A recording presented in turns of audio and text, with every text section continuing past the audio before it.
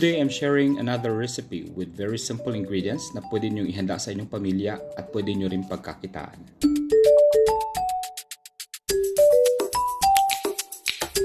It's your Kuya and welcome to my channel for cooking tips, guides, and ideas, and more exciting recipes. And here are the ingredients for our Ube Palitaw.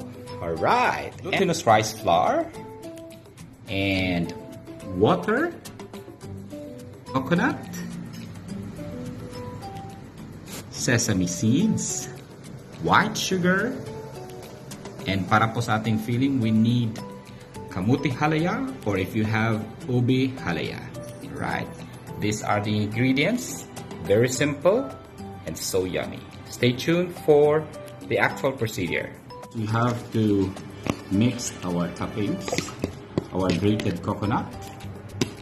Right. Next to that is we need to add our sesame seeds. Okay. Just make sure. Right, and then we need to add our white sugar. Slowly add the white sugar. Now this is our coating or toppings for our Ube Palitaw. Look at that. And for our mixture for our palitaw, we need glutinous rice flour. We will just add in our water.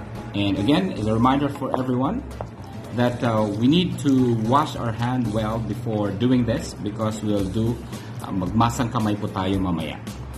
Okay?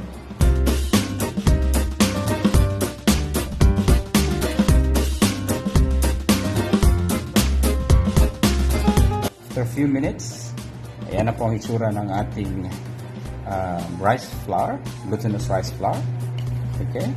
And looks like we're ready to go to assemble our palitaw.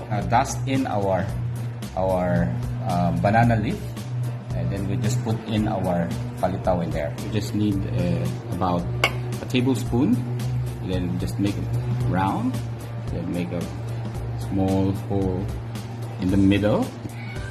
Okay, and then just add on just 3/4 teaspoon of your halaya. Okay, and then close on both ends like this. Yeah, just make sure that everything is covered. Yes, like that.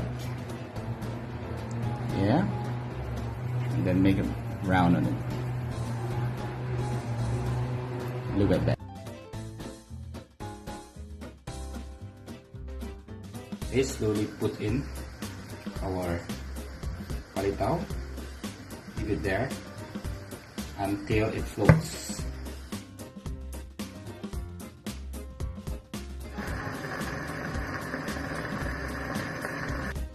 At ilalagay lang po natin ang ating naluto na ng palitaw sa ating coating na ginawa kanina. Ayan. And look at that. Wow, so yummy.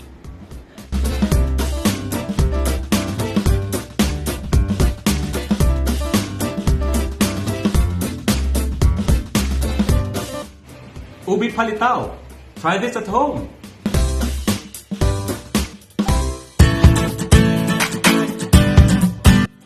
So yummy. The best in the world. To my channel, please don't forget to subscribe and click the bell button for more updates on upcoming videos. And always believe that unique ka dahil the best in the world ka. Kuya Pandisoy.